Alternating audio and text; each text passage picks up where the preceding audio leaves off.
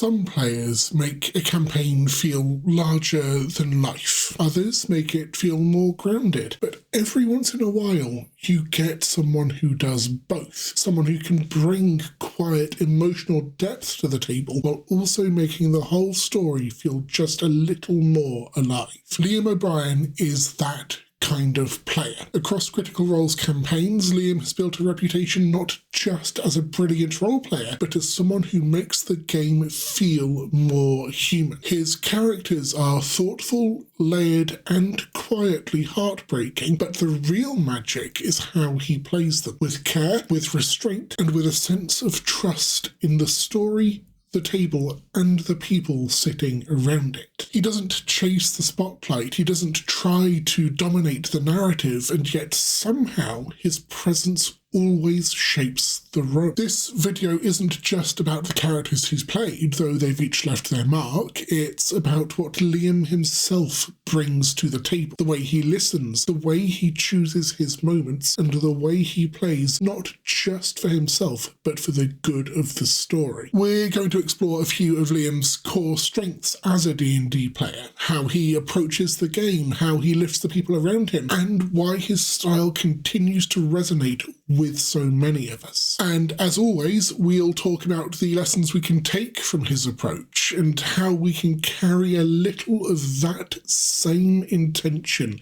into our own games. Because if there's one thing Liam O'Brien reminds us, it's that storytelling doesn't have to be loud to be unforgettable. Sometimes all it takes is honesty, care, and a quiet willingness to listen. I am of the Empire, but I am no friend to the Empire. One of your own came to retrieve this and fell.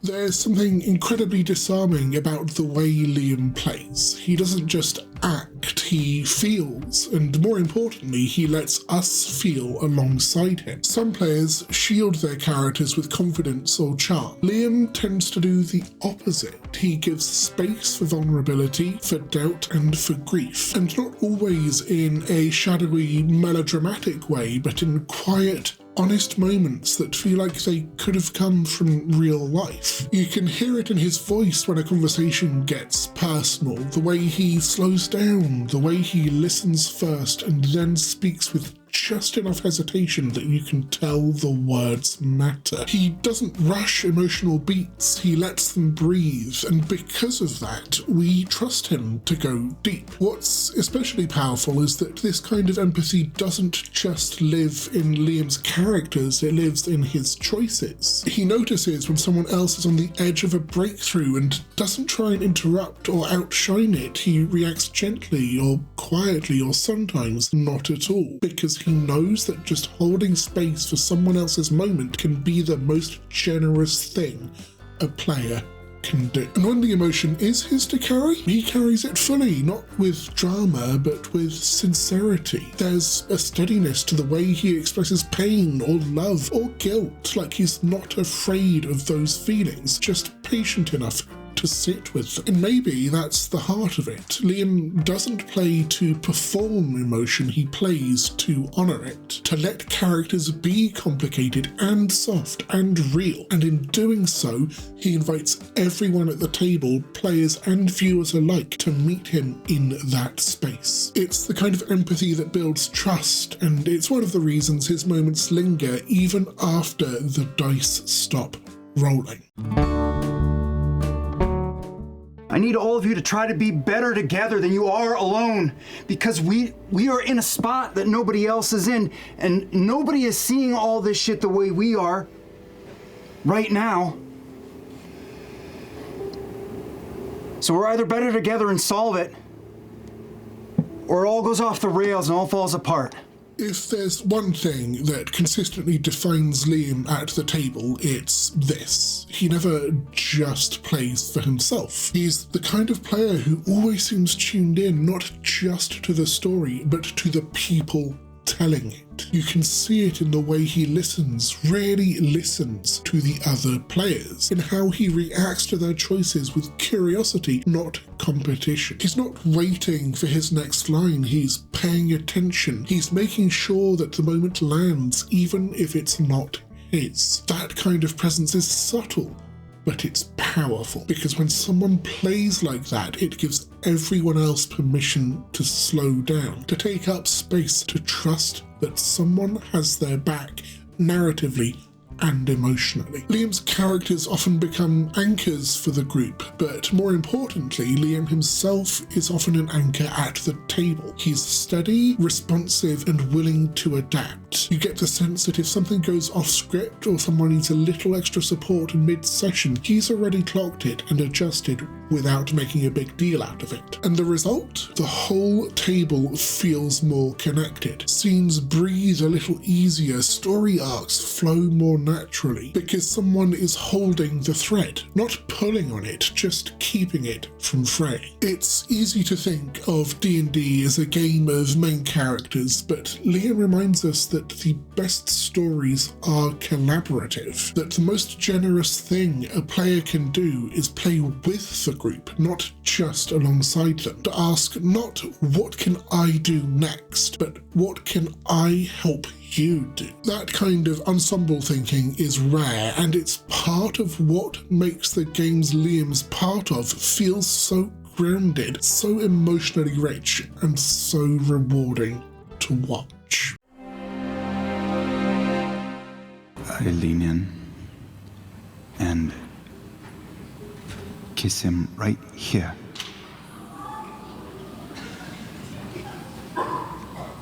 And say,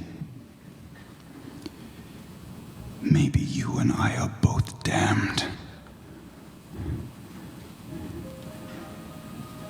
But we can choose to do something and leave it better than it was before.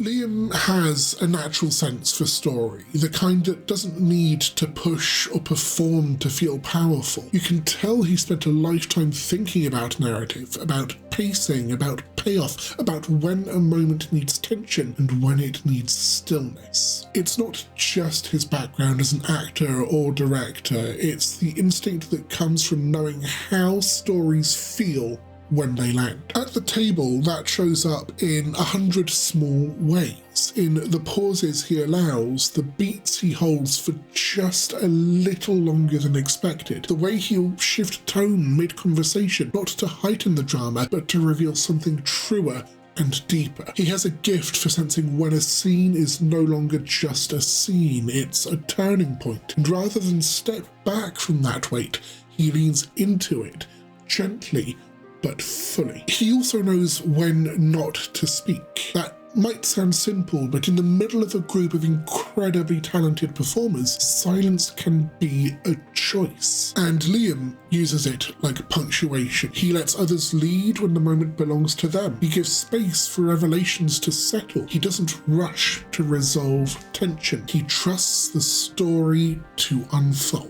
That trust is part of what makes his storytelling so compelling. It's not about controlling the narrative, it's about supporting it, letting it breathe, letting it build, and letting it surprise him too. And when the moment is his, he treats it with care. He doesn't go big just because he can. He goes deep because it matters. And in doing so, he gives the audience something lasting, something earned, because that's the heart of theatrical storytelling, not spectacle for its own sake, but meaning. And Liam finds meaning in the quiet, in the build-up, in the long arc that only hits because he's been tending it patiently from the start. It's not just performance, it's presence, and it's what makes his stories feel so alive. I was, from side to side, top to bottom, a mess. And I think you were trying to give me a bit of confidence and help me get back on my feet. I have confidence. I am back on my feet. And I have surrounded myself with experts in their fields, very accomplished people.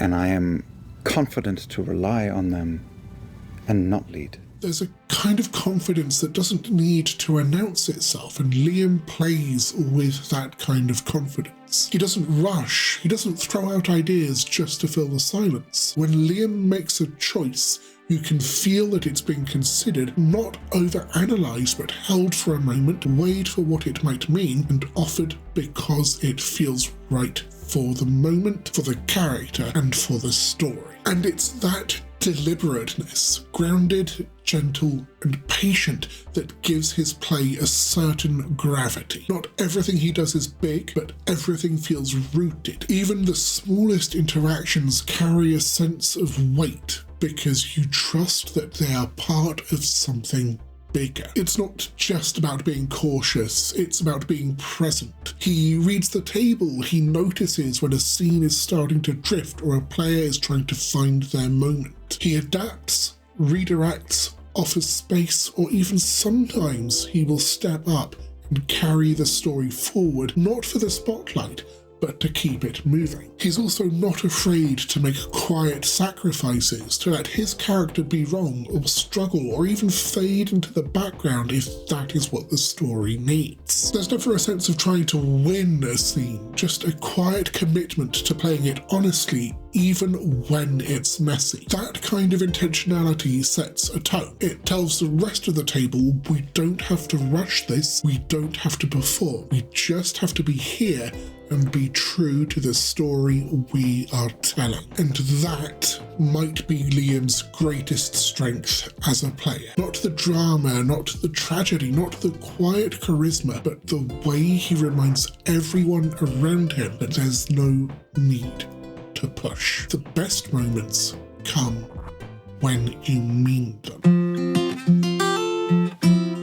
There's something deeply reassuring about watching Liam play. It reminds you that D&D doesn't have to be loud to be moving, that the most powerful moments often come not from big gestures, but from honest ones. He shows us that listening is just as valuable as speaking, that being generous with your attention, truly seeing the people around the table, can shape a scene more than any dramatic monologue. If you take nothing else from his playstyle, take that. Pay attention, not just to the game, but to the people playing it. Liam also reminds us that emotional vulnerability isn't weakness, it's strength. It's what gives a story weight.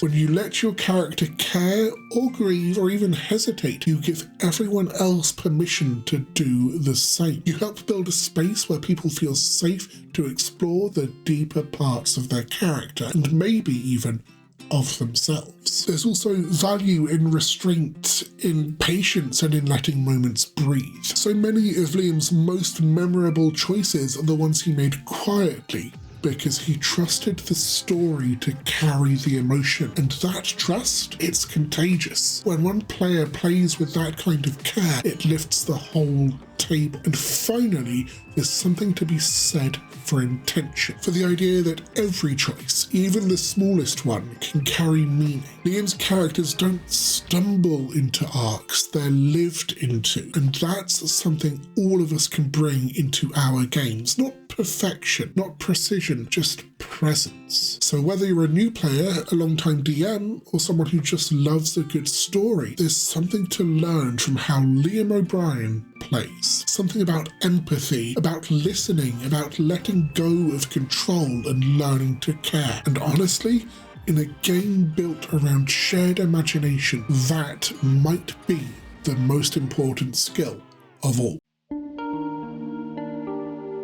Liam O'Brien doesn't play to impress, he plays to connect, and that's what makes him such a remarkable presence at the table. Not just the way he crafts his characters or the way he holds emotion, but the way he builds trust with the story, with the players, and with us. Through patience, through empathy, and through intentional choices, he reminds us that great D&D isn't just about epic battles or clever plans. It's about listening, about showing up with care, and about telling stories that matter, even in the quietest moments. And maybe that's the heart of it. Liam plays like it matters, and because he does, it does. So I'd love to hear from you. What do you admire the most about Liam's playstyle? Let me know in the comments. If this video resonated with you, please join the Discord, link in the description below, and whilst you're down there, please like, subscribe, and hit the notification bell for more deep dives like this. I'm genuinely so grateful